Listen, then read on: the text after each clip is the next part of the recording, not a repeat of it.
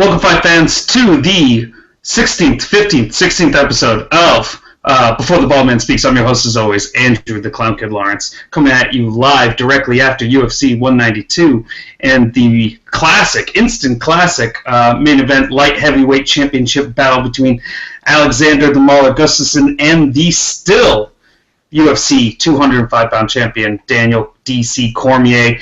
Here with me on today's episode of Before the Ball Man Speaks, help me break down everything, helping me bask in my great celebration of cash money victory is my very good friend and a fantastic Twitter MMA personality, Daniel Levi at Best Fight Picks. What's happening, Daniel?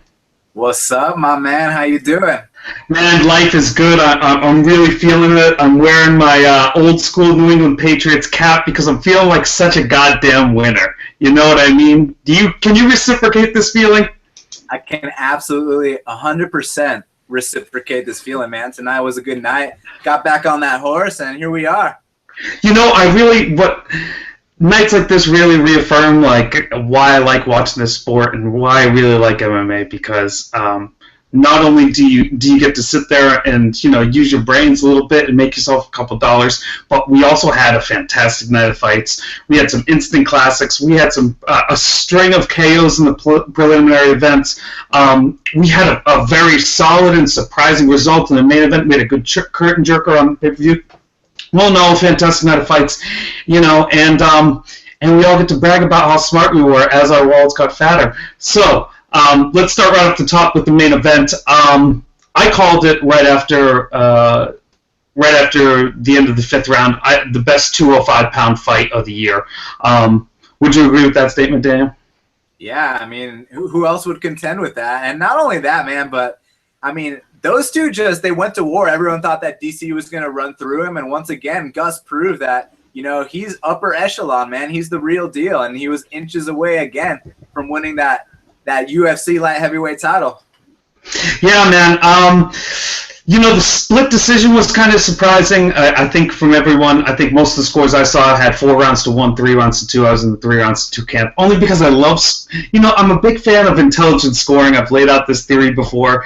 In a fight that's that close, where it really is like break it on the edge, I really think you should, fudge your scorecard a little bit. So when that 5th round comes around, you got it 2-2. How did you score the fight? And did you find the card for Gustafsson as ridiculous as I did? Yeah, I'm going to put it to you like this, man. I was rooting for Alexander Gustafsson, and I scored at 4-1 for DC, man. I thought that he, Gus had his moments, but DC controlled, the tempo and the rhythm. He controlled the dance. So I got it for DC all the day, man. Yeah, I'm completely with you. I think that was the biggest thing. It was all the forward pressure of Daniel Cormier, as opposed to, Gus, when he was most successful, has his jab game on and was really keeping the distance and poking him out there. But when he broke his nose, and I think that happened in the 3rd round, there was a decided lack of accuracy in that jab. When it landed, it was effective, but it was landing less often. For those who are curious, I'm not a barbarian tonight. I'm actually drinking tequila as opposed to my normal bourbon. For those hitting me up, asking me drink of choice. But back to the fight, it was a fantastic display of how Daniel Cormier's chin holds up well enough to be able to close that distance against an active fighter and a rangy fighter like Gustafsson. No doubt about it, man. And at times, it almost seemed like Gus was running away. I know some guys are going to make some gifs about that. And you know what I'm talking about, right, Andrew? Yeah, the ballerina turnaround was constant. I never saw this before, but they threw out the distance covered stat, like we're playing Super Smash Brothers for a second there. Like they had to go really deep down in the stats log, and Joe was super happy to see that he was right and that Gusty had ran 1,000 more feet than poor DC. But it just some comical shit out there. throughout the card from what we've learned to expect from Joe Rogan and Goldie, really.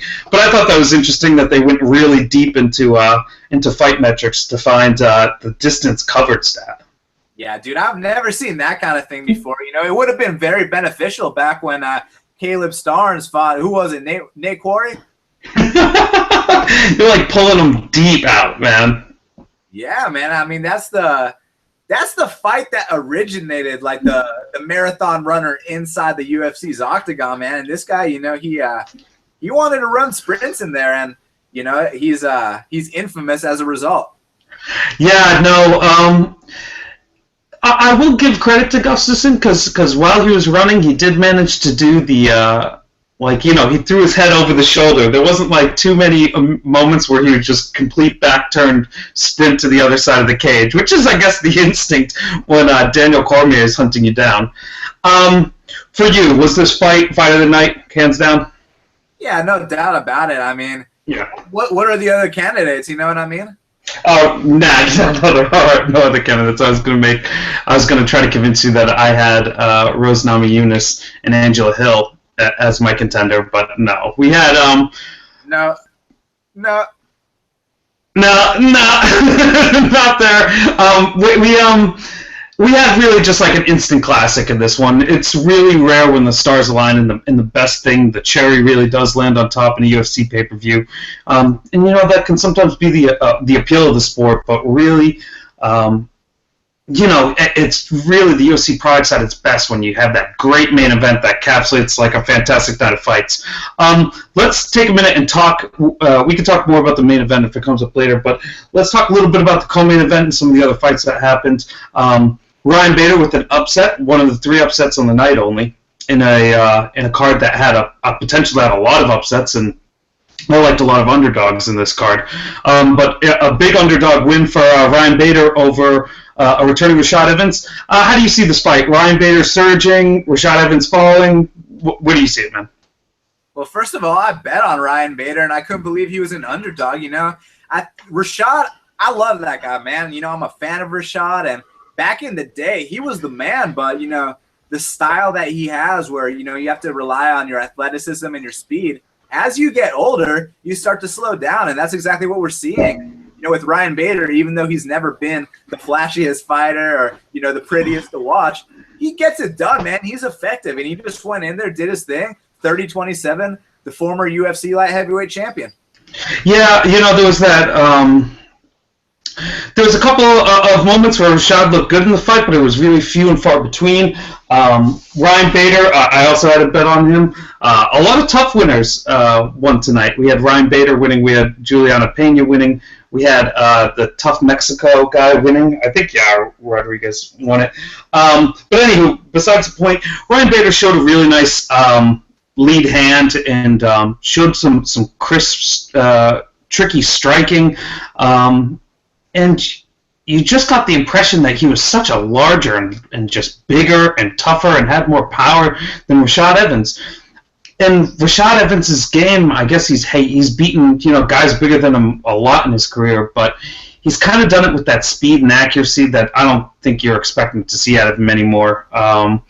Especially not after another 2-year layoff. After the last couple of performances he had, even before that layoff, were pretty rusty. Do you want to see Rashad Evans fight again in the UFC? I do, man. I think he could still, maybe fight a Rafael Feijão, a Patrick Cummings, maybe even OSP, man. So, yeah. How do you see an OSP and Rashad Evans matchup going down? How do I see it going down? Yeah.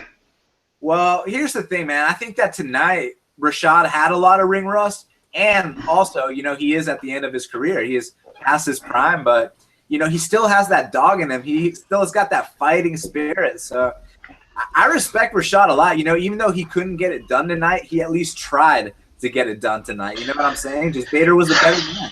I think OSP knocks Rashad Evans out in like the second round, if you believe that.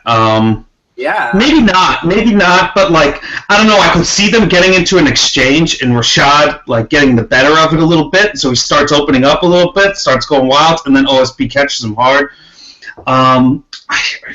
It's hard for me. It's hard for me to say that I want to see Rashad Evans fight because I know how the UFC is going to use a guy like that. They're going to take him and they're going to put him in high marquee matchups, and that's just not a great look for a guy like Rashad Evans right now. Could he beat up guys in the lower end of the top 10? Yeah, and I think he could collect some paydays. I hope that's the route he goes. I hope he fights like 3 more times as like kind of a semi-gate keeper in the first fight.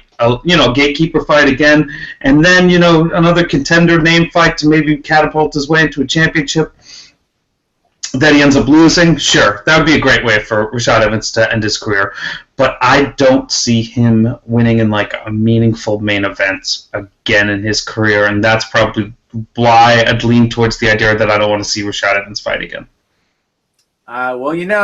He's not at that point where he's getting knocked out every single fight. That's the point where I start saying, man, I don't want to see the guy fight again. But I mean, he at least won 3 hard rounds with the number 4 guy in the world. So, put him up against the number 8 guy in the world. Let's see what happens. You make a really good point. I'm super early to like jump the gun on being like, this dude's fucking done. Seal it up, send him home. He's never going to contend again. Rashad Evans wants to stick around and collect some paychecks. More power to the guy. Let him go the Dan Henderson route and chill out for a while. But who knows? Maybe the TV gig's worth it more to him than fighting. Let's go to a fight before that. We had Russia. Ruslan Magomedov, sure, against Sean Jordan. A really interesting fight. We don't have that many big new young names floating around that heavyweight division. And we had another, if not super impressive, at least dominating performances from Magomedov tonight. Yeah, absolutely, man. When you talk about a guy like Sean Jordan, that guy's as tough as they come. And Ruslan Magomedov, his striking combinations are they're very high level. They're very precise. And you can tell that this guy, he's got some kickboxing experience and he's bringing it into the heavyweight division. It's awesome to see a guy that big, light on his feet and, throwing, he throws to the head, he mixes it up to the body, leg kicks, right head kicks. So I'm a big fan of Ruslan Magomedov. I'd like to see him start knocking guys out. But I mean, Sean Jordan, got to give that guy respect because he's as tough as they come. Yeah, it's definitely one of those cases where Sean Jordan definitely deserves some credit for taking a shit ton of punishment in that fight.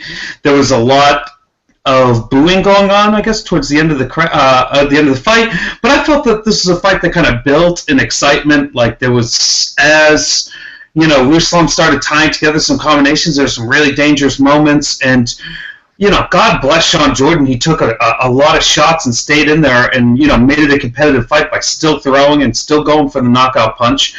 I definitely feel like Magomedov has a ceiling, but we should definitely, take some time. We should definitely take some time to bring him up to that top tiered level. It's really difficult for a guy like that does have really good striking and does have fantastic chin, but can't land with a lot of power to be, consistently successful against the top 10 guys in the heavyweight division.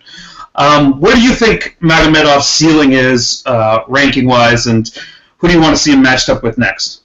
Well, he's definitely top 10, and I'm going to pull up the rankings here in a second, but, I just like the new style that he brings, and he's only 28 years old, and you see a lot of these heavyweight guys, they start peaking around 37 years old. You talk about the heavyweight champion, Fabricio Vaicavalla-Werdum. He's 38 years old, and, if you talk about the lighter weight classes, dudes that age, they can't compete because, as we were talking about earlier, the speed starts to decline, but at heavyweight, it seems like they have their second wins. I mean, look at Frank Mir, Andrei Arlovski, even though they had that ugly fight, a couple of years back, people were calling for them to retire. Now, I pulled up the rankings, and I think that, Ruslan Magomedov, what about, let's see, does Mark Hunt have a fight? What about Mark Hunt after he knocks out Bigfoot? Yeah, because that is 100% happening. Everyone in Australia is going for a gift. We're going to see poor, no steroids Bigfoot to get deaded. That'd be a really good fight. That's a tough fight for Ruslan. That might be a tough fight for Hunt. He's he's struggling kind of in that mid range. Figuring out where he's at. Mark Hunt's a hard guy to kind of finish, but you can definitely pick him apart and kind of stiff and move. Ruslan looked good and kept it together for 3 hard rounds. Is it a 5-round fight? Because that makes it more dangerous and there's more opportunity. So there's some intrigue there. I'm clearly interested. I like to see him kind of fight a Josh Barnett. I think that's a really good step up in competition. Josh Barnett's talking about making movies. Barnett's had a good victory against Roy Nelson. It was a grounding 5-round fight. So I think that would be a good matchup for him. I don't think that Ruslan ever really cracks the top 5 in the heavyweight division, though. So, excuse me, I'll put his ceiling just around at the number 5 position. Going to the second fight of the pay-per-view card, we had Jessica Evil Eye against Juliana, the Venezuelan vixen, Pena. Another tough winner. That's a theme running through here. And she called out Ronda Rousey at the end of her fight, which was fantastic, but a little dumb. What did you think about the Venezuelan vixen in this fight over the longtime veteran Eye? Man, I thought that I could have won that fight on several occasions. I think that she just, she looks so good at times, and then she just makes these little mistakes in her fights that cost her. And that's exactly what happened here, because it's not like Juliana looked that amazing out there. Yeah, I don't know who was stupider in that fight, either the referee for deducting the point in the second round, or just Jessica in general for putting herself in terrible spots on repeat. I think in both of her UFC fights now, I've seen her have kind of the strength and bully advantage over a fighter, but really just lacking the IQ to take over and take control over a fight. I don't want to be too critical because she fought, really 2 high-level girls, and I thought Pena looked great tonight and had some, really interesting submission moves, and she worked well off her back. But in that second round when she was cruising, I don't understand why she didn't go back to that. There was just, some opportunities when Pena pulled guard where I felt she could have been more, aware of her position and have sealed, some top position control and some ground pound to really take that round. So what do you view this fight as? Do you view it as Juliana Pena, huge step up, looked great? Do you view it as Jessica Eye, dummy, fucked it up? Well, no matter what, since Juliana Pena got the victory, you got to give her that next step up in competition. But as far as Eye's concerned, do I really think she moves that far down? No, I still think she's got very good skills. It's just a matter of, putting them together on fight night. Yeah, I think that Jessica Eye really does suffer from the fact that she's been in a second-tier organization for quite a while, facing, cookie-cutter, cupcake match, tomato can matchups, whatever the fuck stupid word you want to say.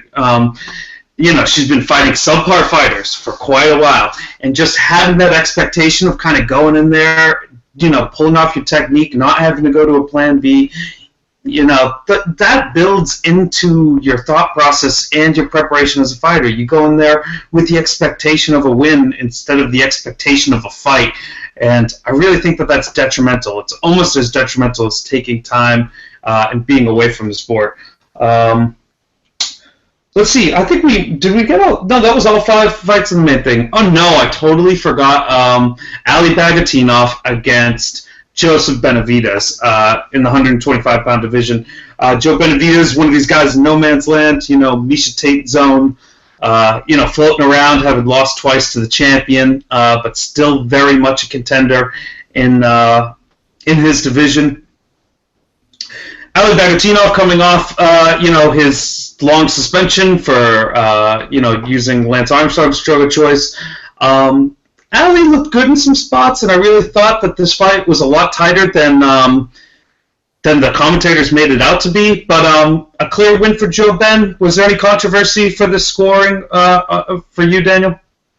It was very close. I thought you could make an argument for 29-28 for Bagatinov, but I totally understand, that Joseph. I understand why Joseph, won. He was the rightful victor. And I think in that last round, that's what it really came down to. And, Joseph Benavidez went in there. He was landing those body kicks. And, he was the more active guy, even though they were both kind of inactive. But, I don't think that Bagotinov is a bad fighter by any means. And also, speaking of the EPO and this and that, did he look that much different than he looked against Demetrius Johnson? He looked more bald. What's that? He looked way more bald. I mean, but the way he fought, he still swung to kill. He didn't look deflated or anything like that to me. Yeah, he was definitely throwing bungalows. It's kind of refreshing to see a 125-pound fighter fight like Quentin Rampage circa, 2002. Yeah, yeah, I'll tell you that much, man. So is Rampage ever going to fight again in the UFC, or is he going to get sued and go back to Bellator?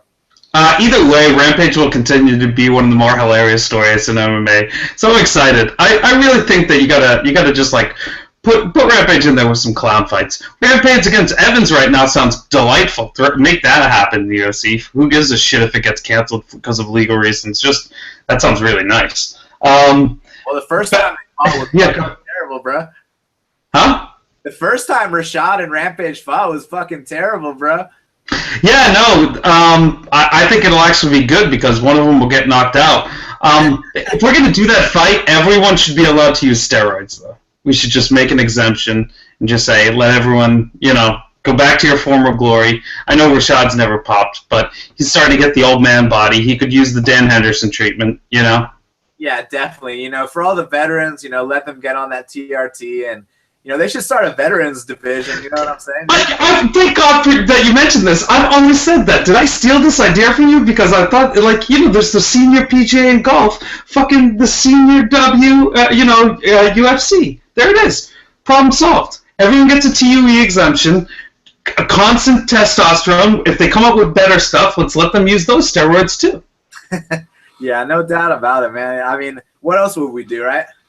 And not only that, if you're in a weight class above 170, you should also get a license for EPO. Because I'm tired of these cardio issues. We're getting a lot of heavyweight fighters, a lot of light heavyweights out there gassing. EPO for everybody. Yeah, I mean, imagine if Sean Jordan had EPO tonight at UFC 192 in Houston, Texas. This is legend. First of all, Houston, Texas, if you pitch the Texas Commission on this, they would accept it right away. They'd be like, oh yeah, hold on, wait, you want to give them drugs so that these fights are better and we make more money? Yeah, go ahead and do that, please. Yeah, all I gotta say about the Texas Commission is 30-26, Bosch. Dude, that's a legendary correct score. I have that. No, the Texas Commission was actually really good tonight in that no fights were completely fucked up. We only got really one scorecard that was a real head scratcher, and one scorecard that just seemed like you're throwing in 10-8 rounds for nothing now. That's a complete success. If we're gonna call it as we see it with the Texas Commission had a flawless evening of judging. Yeah, man, I was actually very impressed. There were no robberies tonight, no BS decisions, and Did you see Dana White's face after the DC Cormier and DC Gustafsson fight was read when they gave the first score to Gustafsson? No, what did he look like? Oh, dude, he looked like he zeroed into someone on the side and just started swearing at them. And he went from smiling face to heart attack in about 4 seconds. 4/10 of a second is more accurate. Yeah, I saw him look at DC and be like, fucking incredible, fucking incredible. Yeah, I don't know. I think you got to really be pumped and really be excited about that main event. That main event's really fantastic, and I don't think there was all that much expectation running around this card. To be honest with you, we're probably sold 100 or 300,000 pay-per-views somewhere in that range, and this is the kind of fight that you can put up. You can show replays. It builds great buzz for people. This is Jones. DC all over again. One of those banner fights that you can hold up and wave around and get fans with. Dude, I just don't get it. It makes no sense to me. How could you not be excited when Daniel Cormier, an Olympian, is taking on Alexander Gustafsson, a guy that took down John Jones twice and that stuffed all the takedowns of John Jones up until the 5th round and arguably outstruck John Jones and arguably beat him. And he's taking on Daniel Cormier. I mean, how could you not want to see those two throw down inside the cage, man? Dude, during the fight, Crazy Bob Cook, DC's being like, can I please get a takedown? Are you able to get me a takedown? He didn't get him the takedown in the last round, by the way, but just like the way he asked him in the corner, he was like, Daniel, can I please get a takedown? And like he didn't answer him. He's like, Daniel, can you answer me, please? It sounded like, like a parent scolding a child who's like, will you be putting away those toys later, Daniel? Are you going to do that for me, please? And he's off in the corner sulking. Yeah, fantastic night of cards. I think right now, at this point of the show, what I want to do is play a little game that I've kind of come up with a little bit in the last couple weeks called Name That Prelim Fighter. Are you ready to name that prelim fighter? Name that what fighter? Name that prelim fighter, Daniel. All right, let's try it out, man. Okay, here's the deal. I name something that happens to a particular fighter, usually a winner, in the preliminary portion of the UFC 192 course. You guess that fighter. If you get it correct, you gain the admiration of everyone on Twitter. If you get it incorrect, your family will be shamed for generations. All right. So, this prelim fighter was adopted by Houston, Texas this week. Derek Lewis. No, absolutely not. No. Sergio Pettis. Sergio Pettis in his post-fight speech said that he felt like he was being adopted by the city of Texas. Long time, lived his whole life in Milwaukee, Wisconsin. Born and raised, fight camp in Milwaukee, Wisconsin. But God damn it, since he got a fight in Houston, Texas, there's hometown now. Well, Derek Lewis was from Houston, Texas. Yeah, exactly. Derek Lewis actually is from Houston, Texas. That would have been actually like a question. Okay. Riddler over here, fucking Here we go. You want to? We'll talk about Derek Lewis because you really wanted to talk about Derek Lewis. Derek Lewis is probably one of the more excited. I was most excited for this fight in the prelims. There's something about Derek Lewis that makes me really want to root for him. I think it's just because he's really terrible at MMA. He doesn't have any fucking technique. But if he can bully the shit out of someone, he's gonna fuck you up. Yeah, no doubt about it, man. And I thought that he improved a little bit from his last fight because he got grinded. I did too. I want to say that. I did too. I thought he had a decided mark up in, like, being calm. He didn't just panic when he was on his back. Yeah, not only that, but also Victor Pesta, he's got some questionable fight IQ, because he'd go for takedown after takedown after takedown, and that's actually making you tired, more tired than it's making your opponent. And, when there's 20 seconds left in a round, stop going for takedowns, man. Why don't you rest a little bit, hold him up against the fence, and, so eventually, his game plan worked against him because he gassed out. Derek Lewis got on top, and he pounded him out. Dude, my favorite part, in the post-fight interview, Derek Lewis goes, I know I ain't got that good cardio. Like, everyone's, of course you don't have that good cardio. I'm glad that he has that kind of self-awareness, though. And let's be honest, he had like a lot better cardio this fight than he did in past fights. He actually got the ground and pound in the third round. Most likely, every other Derek Lewis I've seen in the octagon would have been dead, needing the oxygen mask by the second round. You know what I'm saying? Yeah, no doubt about it, man. Yeah. I mean, if it was someone else against him, that would have probably been the case, but man. Victor Pesta, after like 100 takedown attempts in a row, you got to pace yourself, man. I don't understand the game plan, man. I guess he thought after the Orokin fight that, I can take down anyone 100 times in a row. It doesn't work like that, bro. No, it does not. Homeboy did so many takedown attempts that he sent himself to the hospital. Is that right? Yeah, guys literally have to go to the hospital with like dehydration, exhaustion. But who knows? Derek Lewis probably legit knocked him the fuck out with that full mount. That's the problem with the heavyweight division. Everyone just assumes all these guys are big. That dude was 230 something pounds. This dude's 280 pounds. He gets the fuck on top of you and hits you with Donkey Kong smashes. There's no way you guys should be in the same weight class. But Good work by Derek Lewis. Fantastic KO. I had a lot of fun with that fight, and I expected to have zero fun with that fight. So that was a high point to start off the night.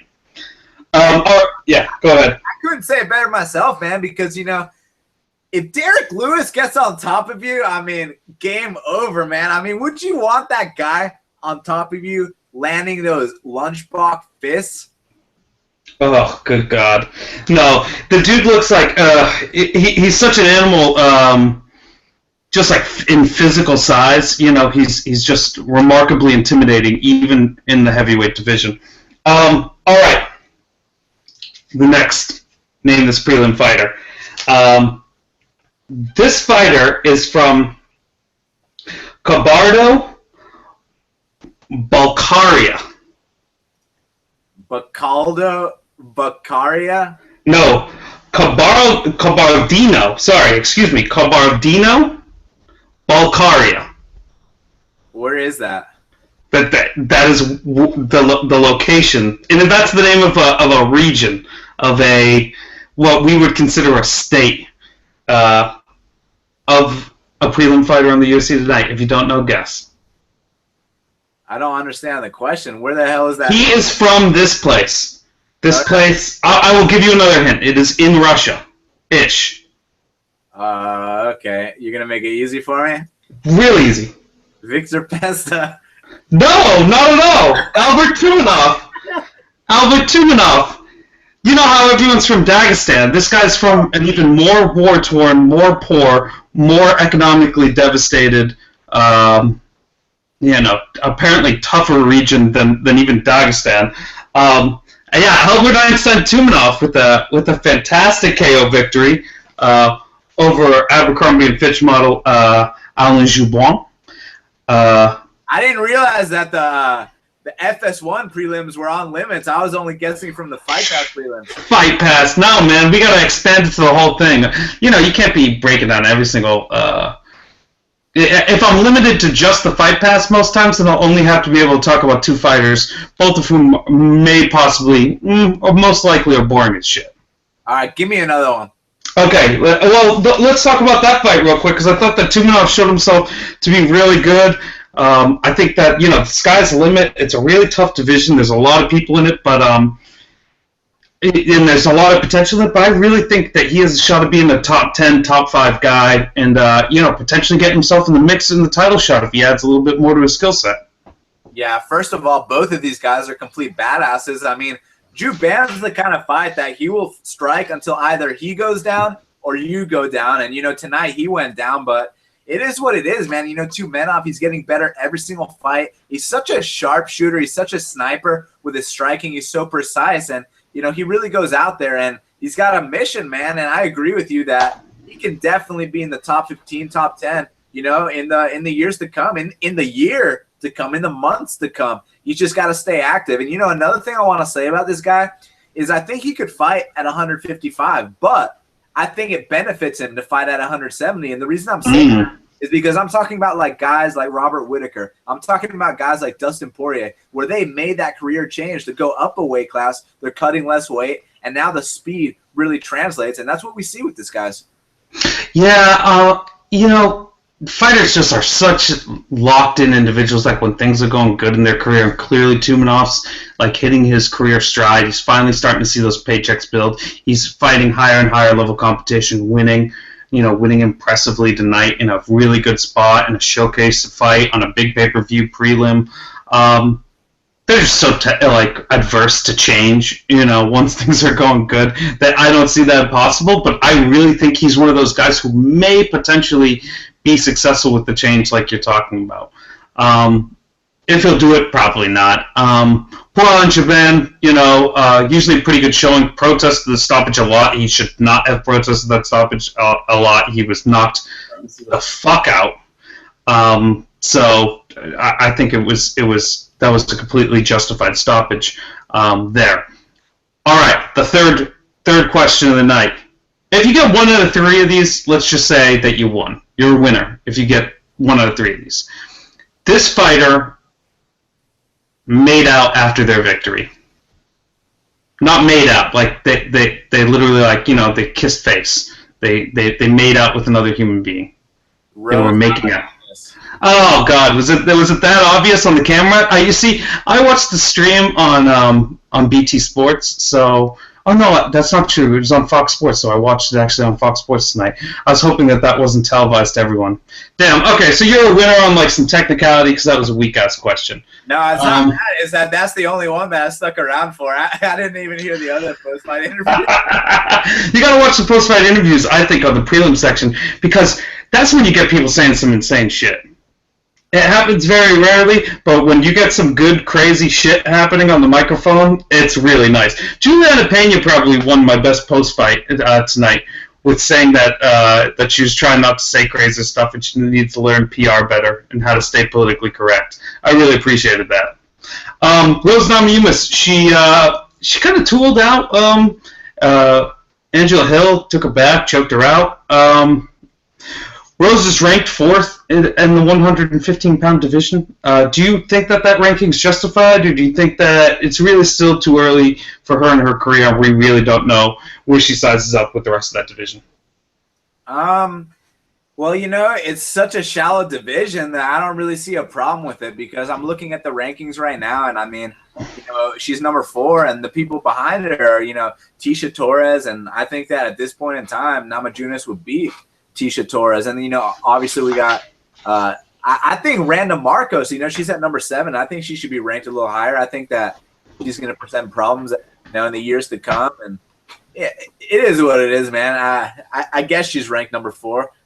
Yeah, it's kind of. Oh, sorry. Go ahead. But all that matters is being ranked number 1, and no one's taking away Joanna Champion's belt. Nah, probably not. Joanna's just a beast, and every 115-pound girl I see go out there, I'm just always like, please don't put her against, JJ. JJ is going to destroy her. I think what we just heard from your answer is kind of the general malaise around the 115-pound division that doesn't involve Joanna Jędrzejczyk. Everyone was really excited about this division when it came in, and then it really lost some steam until we saw Joanna kick the shit out of some girl on Fight Pass, and it was glorious. So we all became really addicted to that, and everything else we're kind of like, that kind of pales comparison to what to what I saw there. So we'll just wait around for JJ to come back around.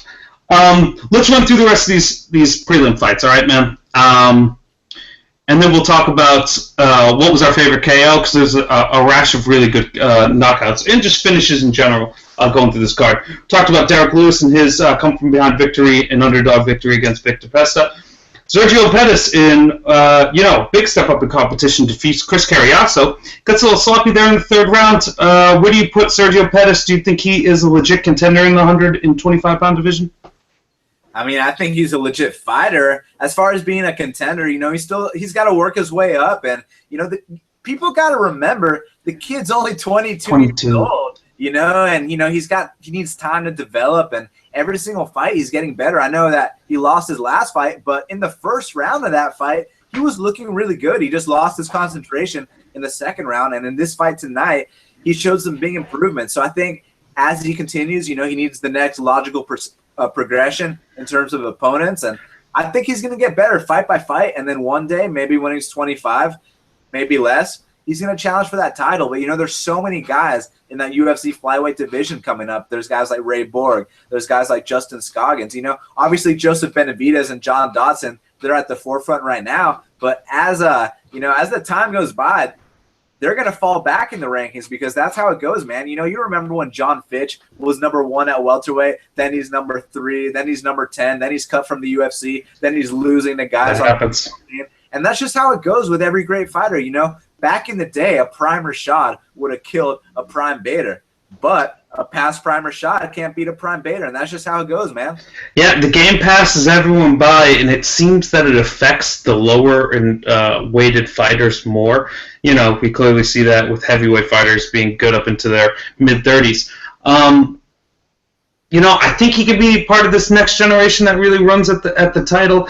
DJ's really, leaps and bounds above everybody. I think you got to give Sergio the slow roll a little bit here. So, he's got to take his time. I wouldn't want to see him against any big names. You could probably match him up with, a Smolka, some of the other fighters that you mentioned earlier, but I don't want to see him fight DJ yet. What he does have going for him is that he's very large for the 125-pound division and sucks a lot of goddamn weight. And that was very evident in this Chris Carriasso fight.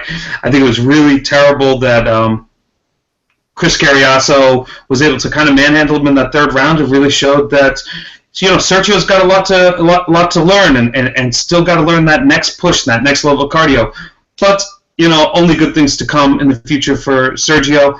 What do you see for the 125-pound division, and where do you see Sergio Pettis? Who do you see him fighting next? Well, as far as the 125-pound division goes, man, a lot of people try to act like it's shallow, but I actually think that a lot of the up-and-coming guys, they're the ones that are going to make their marks, coming up. Like, for example, we said Ray Borg, Louis Smolka. This kid, I think he's only like 24 years old. He's getting better every single fight. And then obviously, Kyoji Horiguchi, he actually looked better than he's ever looked. Gucci looked improved. Definitely looked improved. Oftentimes when guys come off such devastating title losses, they never look the same. But this guy, he actually used it to make him better. So you got to respect him for that. So the way I'm looking at it right now is, it says number 1 is Benavidez and number 4 is McCall. But, as the months start passing by, these guys are going to fall to the back. It's like what we were just talking about earlier. But, one guy I do think is really legit, and that as he gets more seasoning, he can actually give DJ a good fight, and that's Henry Cejudo. I do buy the hype with that guy. I think he's the real deal. Yeah, Henry Cejudo is definitely the real deal. I think he's still finding himself as a fighter, too. I think the biggest thing is we can't rush these people into title fights, and we need to just slow roll them a little bit. I'd love to see Cejudo take 2 more fights before he fights Mighty Mouse. But unfortunately, I really just don't think that that's going to happen. I think that after this victory, he's earmarked for another title fight, only because, DJ needs fresh competition. Moving on from the flyweight division, though, a really fantastic 155-pound prospect in 19-year-old Sage Northcutt. A lot of people were on the hype train behind him. A lot of people were talking shit about him, but he was definitely on people's tongues. If you follow Twitter, really just put the work on poor Trevino here.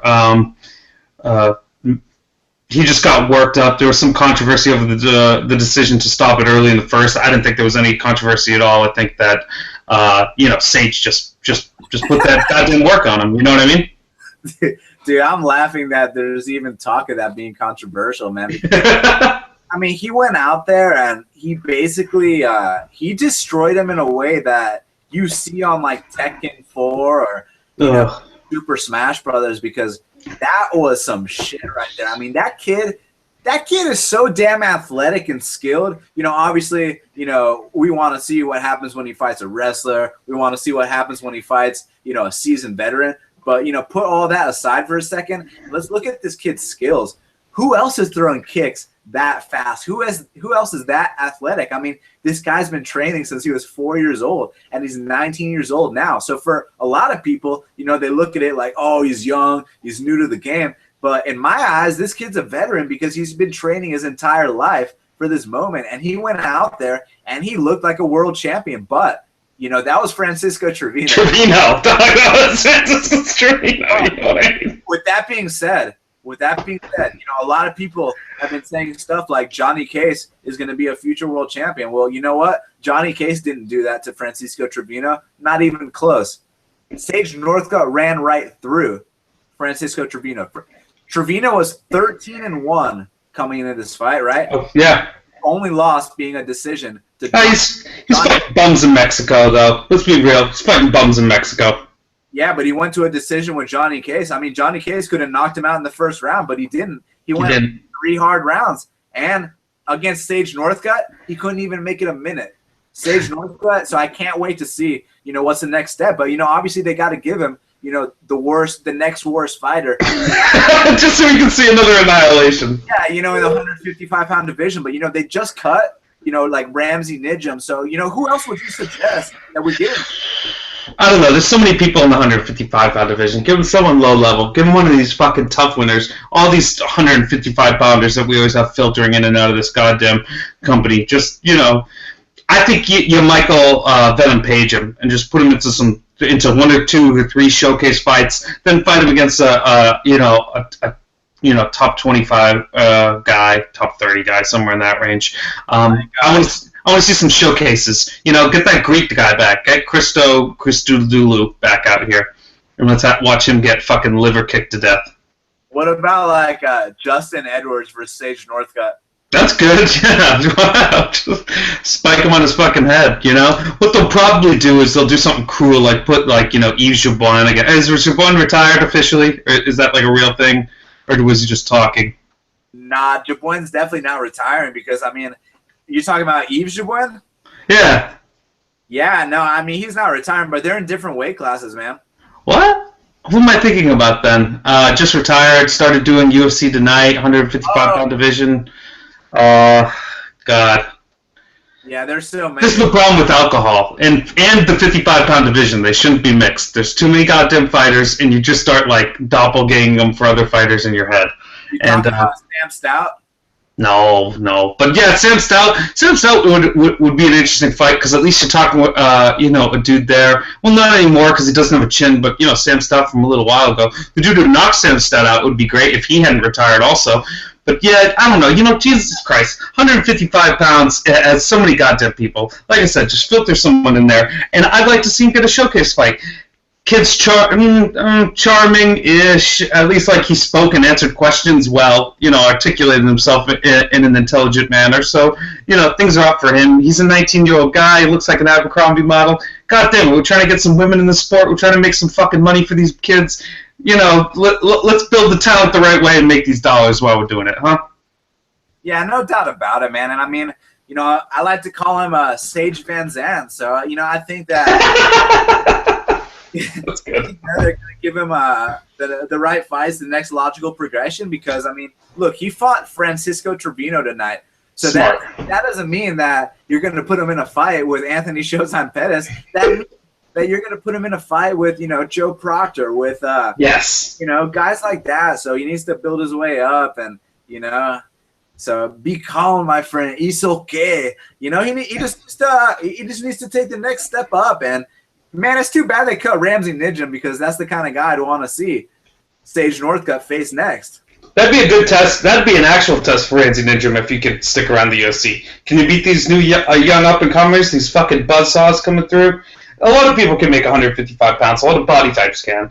And that's why it's probably the most interesting division in the sport. Let's move on. We already talked about Rose Namajunas choking Angela Hill the fuck out. Poor Angela Hill. I really hope they don't cut her. I think that she could be a good fighter. She just fought some really tough people. I'm not sure how many 115-pounders they're interested in keeping in the division, though. Islam Makhachev. I think there's an extra syllable in there. It's like Machakev. Got knocked the fuck out by Adriano Martinez. Or Martinez, whatever. Martins. That's what it is. With a huge KO victory, talking about a Brazilian, spent his first camp at ATT, always been a good striker and a dangerous jiu-jitsu guy. Fantastic knockout for him.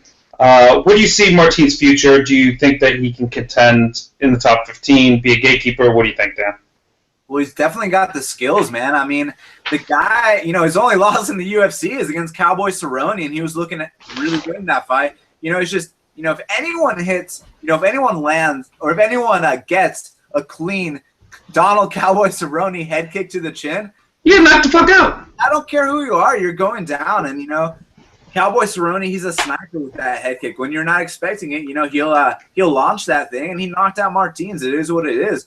Aside from that, Martins has looked damn good. One doesn't simply go out there and take down Rustam Khabilov a couple times in a fight and drop. And, one doesn't simply knock out Islam Makhachev, a guy that a lot of people are saying, he could be a future champion. He could be the next Khabib. And he goes out there and, he's looking good. He's very aggressive. He's got that typical, Dagestani style. And Adriano Martins knocked him out. Fuck out. And, I'll tell you what. man, the ref, a lot of people were like, oh, that was an early stoppage. Dude. No, stop. Stop with this. Not an early stoppage at all because, look, if you would have let him land that one more punch or that second, or two more punches. Just extra damage. Would have been out cold. And you don't want to see that kind of thing. The refs got to protect the fighters. And I'll be the first to say when I think a stoppage is early, but, dude, that was not early. You got to protect the fighters because he would have gotten fucked up. People are getting fucking stupid about this. That was an early stoppage, that was an early stoppage. Look, he got right up and started arguing with the ref right away. It's like, no, look at the condition he is in while he's arguing with the ref. If he's doing it while he's like slurring his words, not making eye contact, stumbling around the ring, no, that was a correct and proper stoppage. We don't want to see people just get pounded out. There's been a couple like crazy fights where, guys have just come back from the brink and just really like made, awesome comebacks, and those are great moments, I guess, in the way that it shows, fantastic fighting spirit and just a real like drive and desire to win, and that's an awesome part of this sport, and I really don't want to take it away. But let's also just be realistic and be very intelligent about when we're doing this and who these fighters are. Adriano Martinez hits this poor guy, and he's on fucking Queer Street. People said the same thing, or I don't think as many people said it about Alan Jaboin's fight, but Islam got fucking rocked out, and that's it. You lost tonight. The beauty of the sport is it's not boxing. You're not defined by one loss. That isn't the end of your career. You can easily put together 3 more wins. So if it was a terrible stoppage, or if you did have the ability to eat that superb amount of punishment and the follow-up shots that are coming after it, everyone always forgets that whenever they stop it, the ref's always like in the middle of stopping another absolutely devastating blow from landing in that moment. Say they could have recovered from it and they did win this fight. Well, this one loss isn't going to, be so, detrimental to their career that they're never going to be able to put something together again.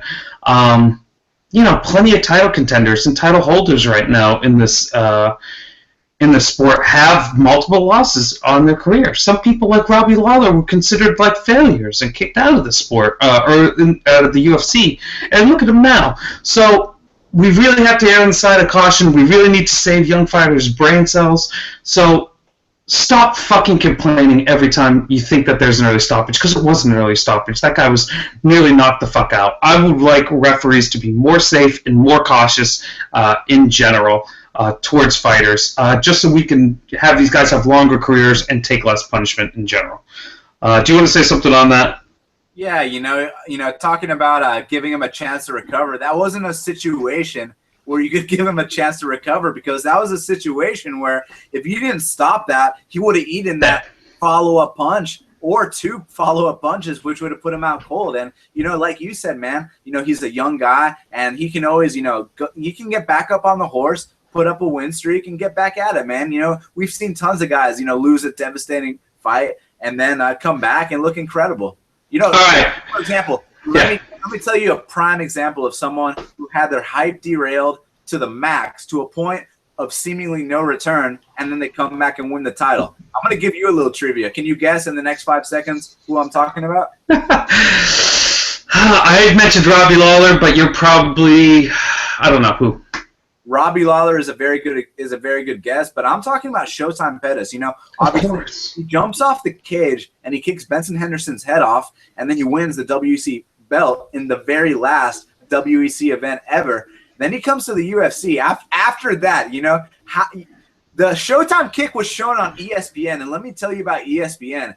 This week on their top, 10 sports or whatever, they showed Darian Caldwell from Bellator doing a backflip, but they did not show Uriah Hall doing a spinning back kick. That's the kind of bullshit we're dealing with, but they did show the Showtime kick when it happened. That's how monumental that moment was. So after all that momentum, Showtime Pettis comes into the UFC. He fights Clay Guida, and, we're all like, oh, yeah, he's going to knock him out in 30 seconds. Mm-hmm. He's going to jump off the cage and, kick his head into the third row. Even his teammates were like, yeah, dude, you're going to smoke this guy.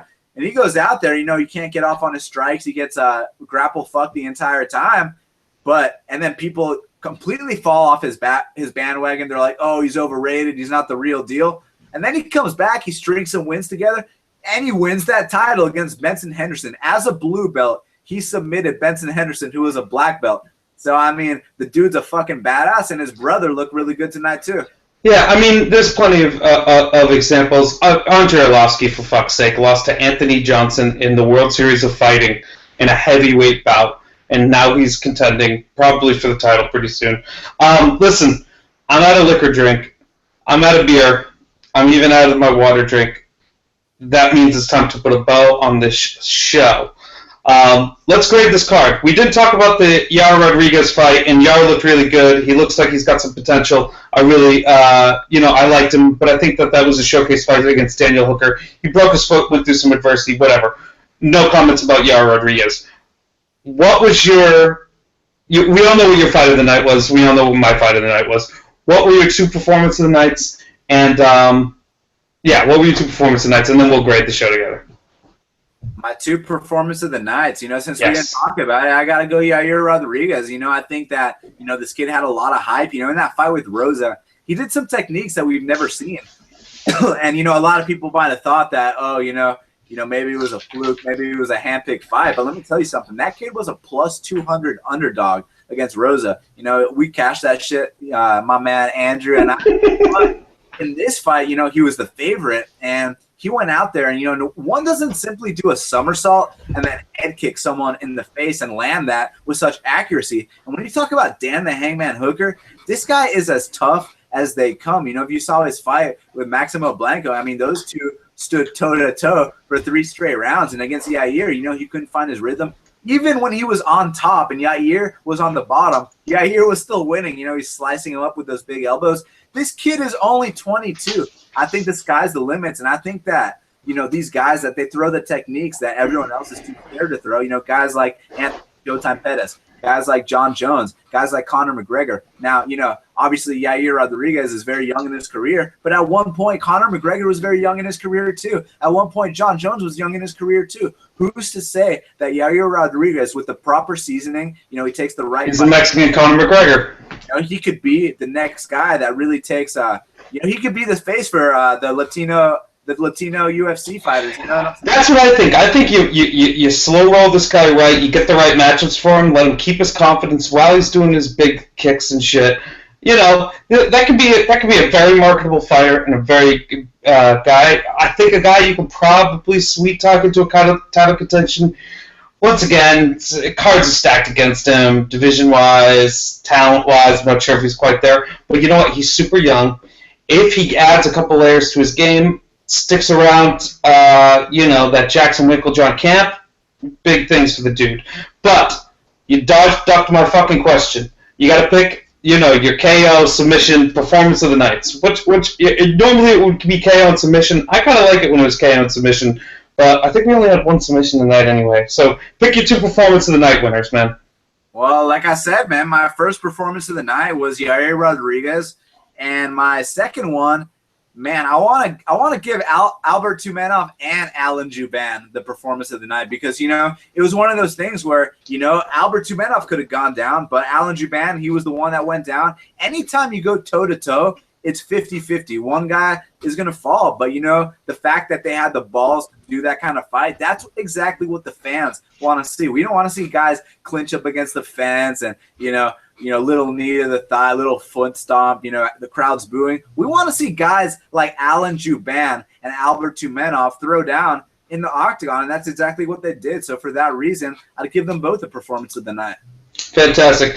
I'm going to give my performance of the night, my first performance of the night, to the curtain jerker, to the first fight of the night, the first fight of the entire evening. Derek the Black Beast Lewis, because god damn it, I just liked seeing him come from behind. And you know what? I think it's official. I think I am a Derek the Black Beast Lewis mark.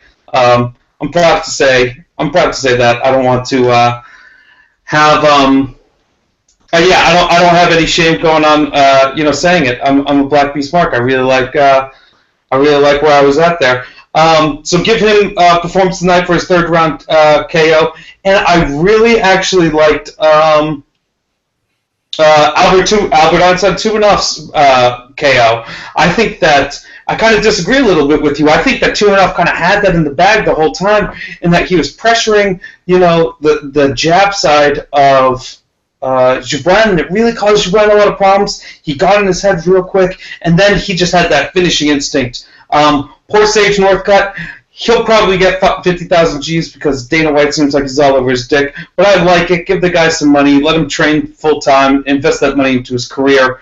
Now's the time where usually I'd say let's put our grade on the whole card, because I put grade levels A through F on all of them. But I had such a goddamn good night that I want to let the world that I made a little bit of money.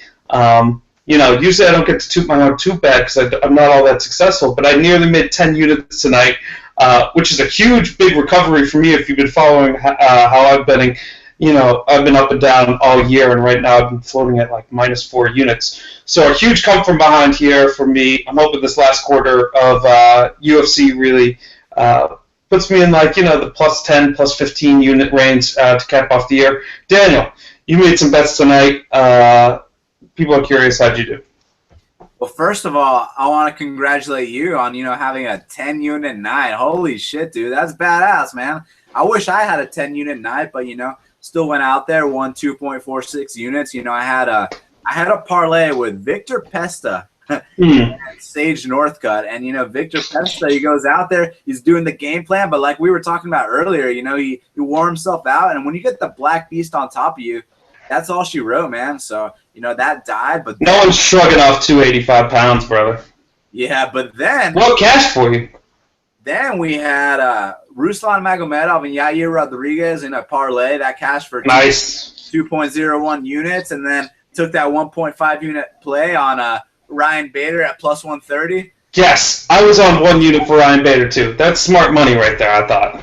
Yeah, a lot of people were giving me shit for that pick, and what I tried to explain to them was that, listen, man, a prime Rashad beats a prime Bader 10 out of 10 times, but a past prime Rashad will not beat a prime Bader, and every single fighter they get to that point where they lose to guys that they're not supposed to lose to. I mean, look.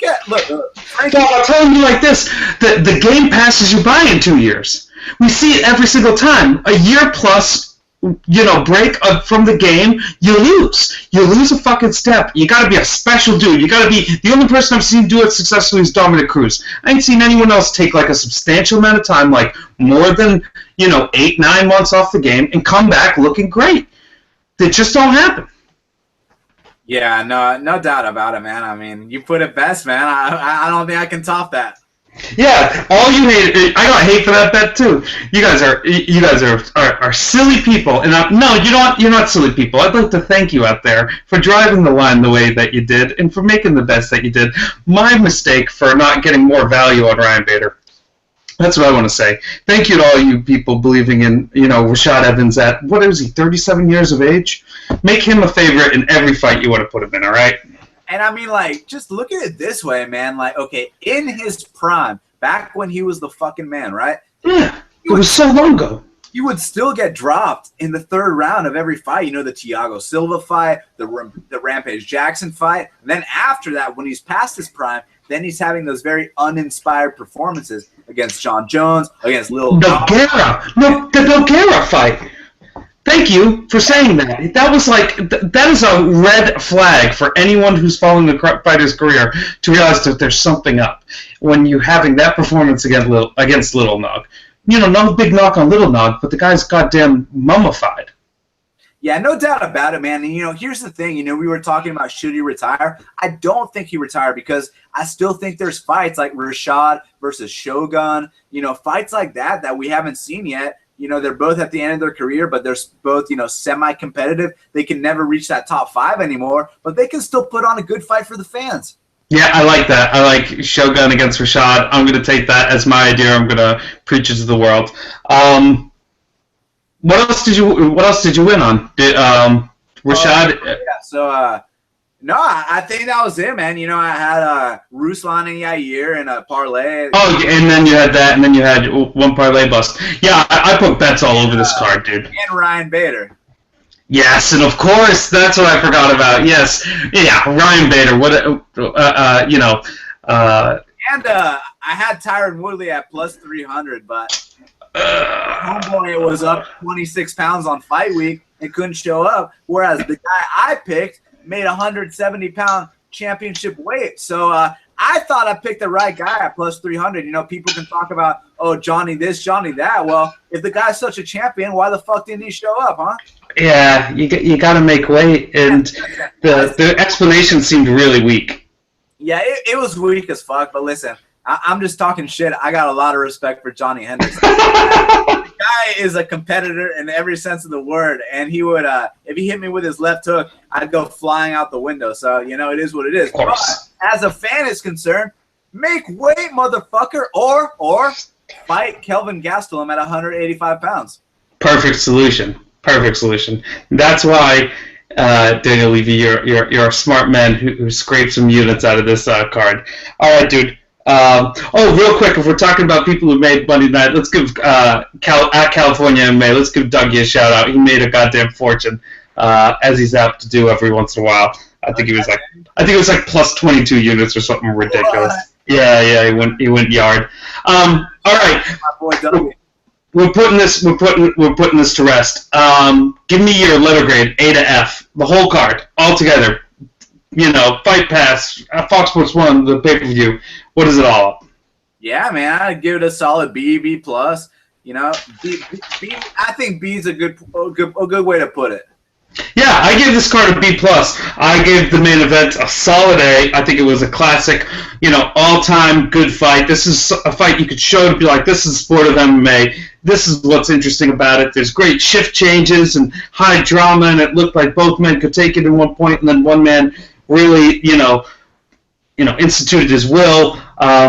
I found the Ryan Bader fight to be, you know, a little above average. Magomedov's fight to be above average, and then we had the solid, string of finishes in the preliminary card, which I thought were fantastic. Those were all A, B plus finishes all the way around. Overall grade on the card, B plus. A great card.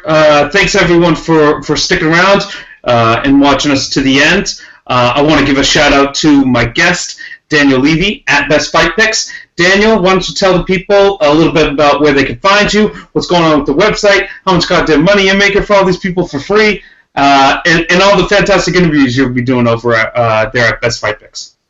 For sure. So, you know, obviously you can find me at Best Fight Picks on Twitter. You go to bestfightpicks.com, type your email in that top right corner, and I'll send you the best fight picks and podcast to your inbox every single fight week. And, you know, I got my show Half the Battle, and it's really cool. You know, I either got your favorite UFC fighters or I got your favorite MMA personalities. And, you know, we talk the fights with the MMA personalities, and with the UFC guys, we go really in depth. I ask the questions that no one else asked. You know, this week I had Chaz the Scrapper Skelly. This guy's 14-1 in the UFC, and he set the record for the fastest back-to-back wins in UFC history. And he's taking on Kevin Souza in Brazil. So you better tune into that on Fox Sports 1. And as I said, follow me at Best Fight Picks. And my man Andrew the Clown Kid Lawrence, I appreciate it as always, and I look forward to having you for the Rafael dos Anjos versus Cowboy edition of Half the Battle. We're announcing it live right here, right now on Before the Bald Man Speaks. Yeah, man. Yeah, definitely tune into Half the Battle. Go to at Best Fight Picks. Drop your email into his website. You'll at best you're gonna get some free information on how to make money betting this crazy fucking sport. And just kind of as a cherry on top, occasionally you'll get most of you'll get all these great interviews that Dan's doing, and sometimes you'll even get me and him discussing fantastic fights. Anything else that you want to say to the people before we put a bow on it? We've been going for a while, but anything else you want to plug before we tie this up? Call it a day. Yeah, for sure. You know, for all the fans watching, you know, myself and Flying Brian, we break down the fights every single fight week, you know, start to finish, let you know which plays to place, your counter move teams, your UFC pickups, your DraftKings lineups. The entire ordeal is covered. You know, just go to soundcloud.com/FlyingBrianShow or soundcloud.com/BestFightPicks, because I retweet every single episode. So yeah. Yeah, definitely. If you don't get any of these links, follow at Best Fight Picks on Twitter. Follow me on Twitter at the Clown Kid. I'll always post and repost. Not just my own links, but of course everything that's happening over at Best Fight Picks. Thank you everyone for taking the time and watching the show. We went a little bit late, so I appreciate you guys sticking with it. Another fantastic night of fights. Once again, thank you so much, Daniel Levi, and everyone at Best Fight Picks. Shout out to Flying Brian. Shout out to all the hardcore fans out there who are tweeting for us. I really do appreciate you guys listening to this show. It really means a lot to me. Have a good night. I hope you all made some money tonight. Peace.